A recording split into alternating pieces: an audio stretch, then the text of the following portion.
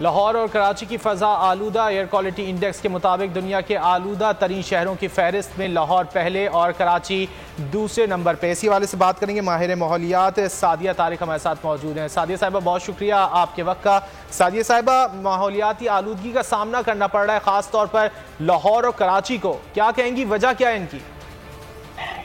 جو اس وقت حالات چل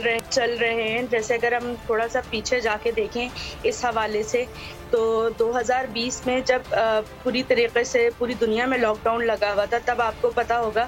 کہ ہمارا ماحول بہت بہتر حالات میں چلا گیا تھا۔ اس کا مطلب یہ ہے کہ ہمارے پاس جو سب سے زیادہ پولوشن ہے، اس سے وہ ٹرانسپورٹ سے ہے ہماری، یعنی کہ حال یہ ہے کہ اگر آپ سڑک پہ دیکھیں بسز چل رہی ہیں، پبلک ٹرانسپورٹ تو ہے ہی ہے، لیکن ہماری جو ہم پرائیویٹ ٹرانسپورٹ یوز کر رہے ہوتے ہیں اس میں یہ ہوتا ہے کہ آپ اگر 20 گاڑیوں کو بھی گنیں گے اگر کھڑے ہو کے، تو ہر ایک میں ایک بندہ جا رہا ہوتا ہے۔ بنسبت اس کے ایک بندہ جائے، اگر ہم پبلک ٹرانسپورٹ کو تھوڑا سا ترجیح دیں اور پبلک ٹرانسپورٹ کو تھوڑا سا بہتر بنا لیں، تو یہ جو آلودگی کا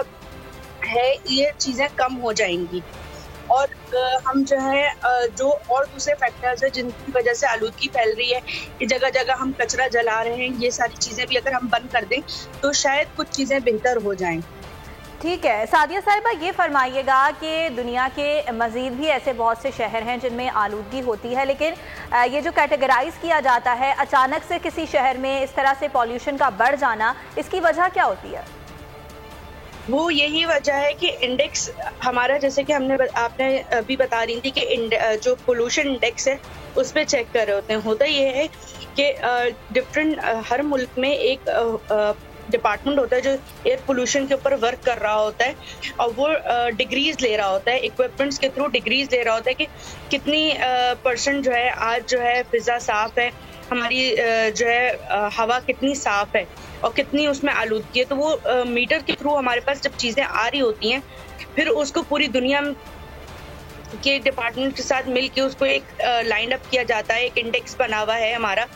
جو کہ اس کو دیکھ کے فالو کیا جا رہا تھا، اور اس اسکیل کے تھرو ہم چیک کر رہے ہوتے ہیں کہ کس حد تک جو ہے وہ آج فضا آلودہ ہے یا صاف ستھری ہے۔ سعدیہ صاحبہ، تو ہمیں اس کی روک تھام کے لیے اب کیا انوائرمنٹ فرینڈلی اشیاء کی طرف جانا ہوگا جس سے آلودگی کم ہو؟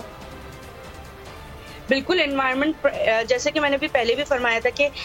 جیسے ٹرانسپورٹیشن ہے، اگر ہم پبلک ٹرانسپورٹ کی طرف زیادہ آئیں اور ہماری گورنمنٹ اس پہ تھوڑا سا توجہ دے کہ پبلک ٹرانسپورٹ کو بہتر سے بہتر بنایا جا سکے، ان کو اور دوسری سہولیات فراہم کی جا سکیں جس کی بنا پر وہ نارمل جو ہے وہ ایک بندہ ایک گاڑی میں جا رہا ہے، یا جو ہماری جو